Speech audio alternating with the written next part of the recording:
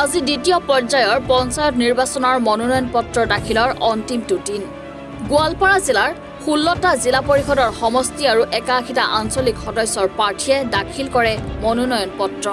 গোৱালপাৰা জিলা আয়ুক্তৰ কাৰ্যালয় আৰু জিলাখনৰ ব্লকে ব্লকে দাখিল কৰে মনোনয়ন পত্ৰ।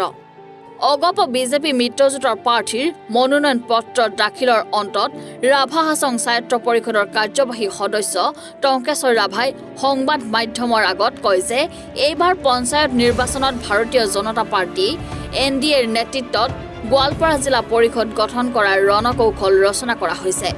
জিলাখনত যিহেতু কংগ্ৰেছৰ প্ৰতি ৰাইজ অতিষ্ঠ হৈ পৰিছে আৰু ৰাইজেও পৰিৱৰ্তন বিচাৰিছে।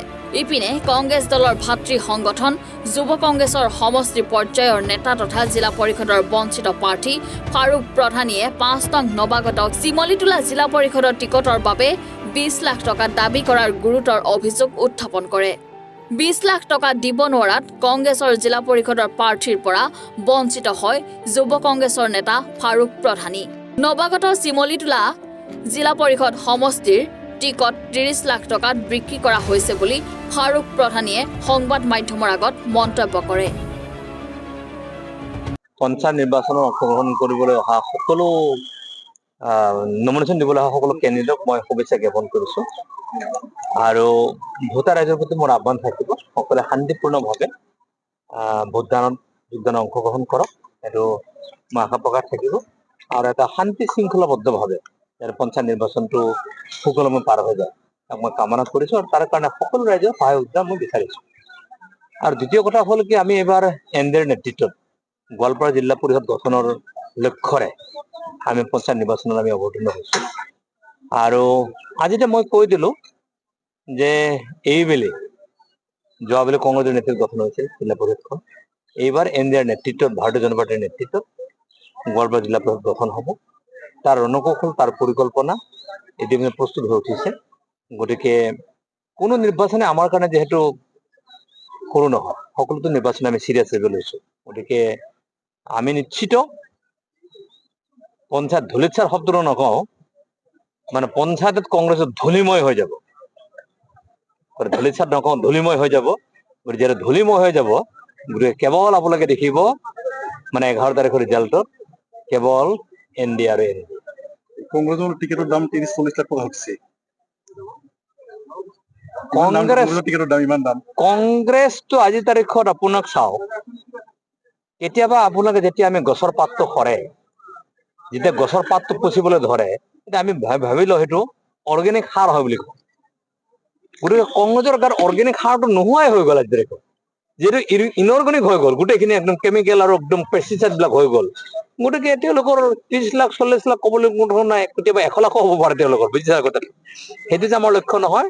গতিকে NDA সুন্দৰ এটা প্ৰশাসন দিব গোৱালপাৰা জিলা পৰিষদত আৰু বিগত সময়ছোৱাৰ যি ধৰণৰ পৰিৱেশটো আছিল সেই পৰিৱেশ সম্পূৰ্ণ মুক্ত হ'ব আৰু এটা সুন্দৰ পৰিৱেশৰ মাজত জিলা পৰিষদ গঠন হ'ব, তাকে কথা কৈছোঁ।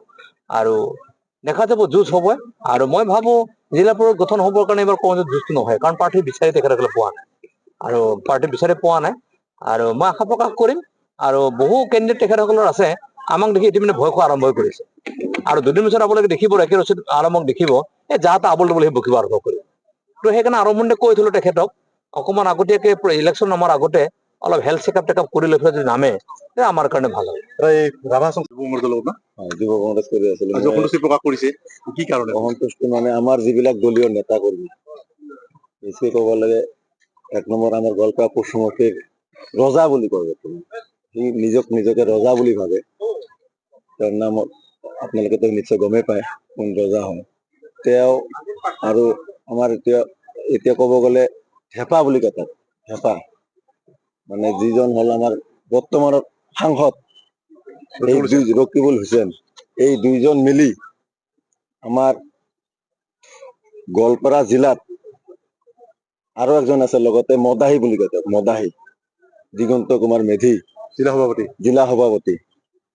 তেওঁলোকৰ নেতৃত্বত যিবিলাক মানুহে কংগ্ৰেছ কৰাই নাই, বহুত টকাৰ লেনদেনত কংগ্ৰেছ টিকেট দিছে। আমি ইমান দিন ধৰি দল কৰি আছো। আজি NSCI জিলাৰ সম্পাদক আছিলো, NSY ব্লক প্ৰেচিডেণ্ট আছিলো, NSY পৰা কলেজ ইউনিট প্ৰেচিডেণ্ট আছিলো, জেনেৰেল ছেক্ৰেটাৰী আছিলো। এটা কি পদবী দিছিল আপুনি? এতিয়া মই গোৱালপাৰা ইষ্ট LSC সমষ্টি প্ৰেচিডেণ্ট। খুব দুখ লাগিছে, কি কম মানে ইমান দিন ধৰি দল কৰিছো, দুখৰ বিষয়। টিকেটৰ দৰদাম উঠিছে, মোৰ পৰা 20 লাখ খুজিছিল, দিব পৰা নাই মই। জিলা পৰিষদ টিকেট 5 নং নৱাগত চিমুতলা জিলা পৰিষদ আপোনাৰ 30 লাখ টকাৰ বিনিময়ত টিকেটটো দি দিছে। 20 লাখ দিব নোৱাৰিলে? মই 20 লাখ দিব নোৱাৰিলো। মই কৈছো মই দল কৰো, মই টিকেট দিব নোৱাৰিম, পইচা টিকেট ল'ব নোৱাৰিম। কোনে বিচাৰিছিল আপোনালোকৰ পইচা? বিচাৰিছে তোৰ সংগু বাংগুৱে বিচাৰিছিল। ৰজাৰ এতিয়া মোৰ মিছেছক মই নিৰ্দলীয় দিছো। গোৱালপাৰাৰ পৰা জাহিদুল ইছলামৰ ৰিপৰ্ট, এনি ভাৰত 24।